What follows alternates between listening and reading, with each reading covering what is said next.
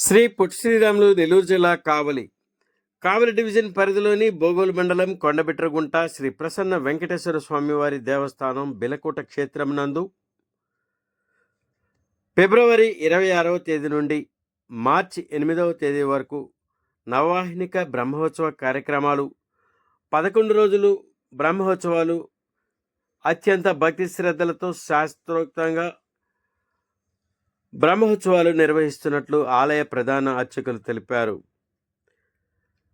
బ్రహ్మోత్సవాలలో భాగంగా 26వ తేదీ ఉదయం గిరి ప్రదక్షిణతో బ్రహ్మోత్సవ కార్యక్రమాలను ప్రారంభించారు. పై కార్యక్రమంలో ఆలయ ప్రధాన అర్చకులు మరియు కార్యనిర్వహణాధికారి అరవ రాధాకృష్ణ, ఉభయకర్తలు, భక్తులు గిరి ప్రదక్షిణ కార్యక్రమంలో అధిక సంఖ్యలో భక్తులు పాల్గొని అనంతరం స్వామివారిని, అమ్మవారిని దర్శించుకుని తీర్థప్రసాదాలు స్వీకరించారు. శ్రీ ప్రసన్న వెంకటేశ్వర స్వామివారి భక్తులు బ్రహ్మోత్సవాల సందర్భంగా ఆంధ్రప్రదేశ్, తెలంగాణ, తమిళనాడు, కర్ణాటక రాష్ట్రాల నుండి వేలాది సంఖ్యలో భక్తులు బ్రహ్మోత్సవాల్లో పాల్గొంటారని ఆలయ ప్రధాన అర్చకులు తెలిపారు. పై కార్యక్రమంలో ఆలయ కార్యనిర్వహణాధికారి అరవ రాధాకృష్ణ, ప్రధాన అర్చకులు మరియు అర్చక బృందం, ఉభయకర్తలు వేలాది సంఖ్యలో భక్తులు పాల్గొని స్వామివారిని, అమ్మవారిని దర్శించుకుని తీర్థప్రసాదాలు స్వీకరించినట్లు నిర్వాహకులు తెలిపారు.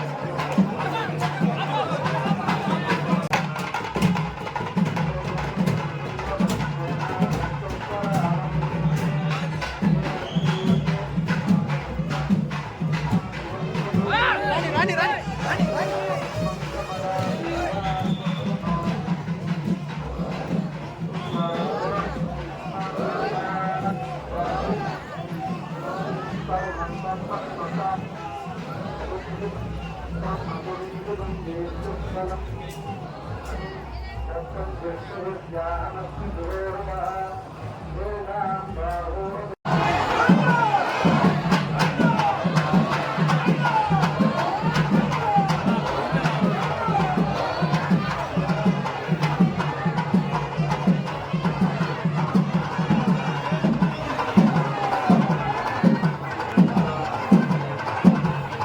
నమో వెంకటేశాయ. గౌరవ మా కావలి శాసనసభ్యులు గారి ఆధ్వర్యంలో రెండవసారి ఈ బ్రహ్మోత్సవాల కార్యక్రమాన్ని నిర్వహిస్తున్నాం. పోయిన సంవత్సరం మొదటి సంవత్సరం ఎంతో ఘనంగా 7 రోజుల పాటు ఈ ఉత్సవాలను చేశాం.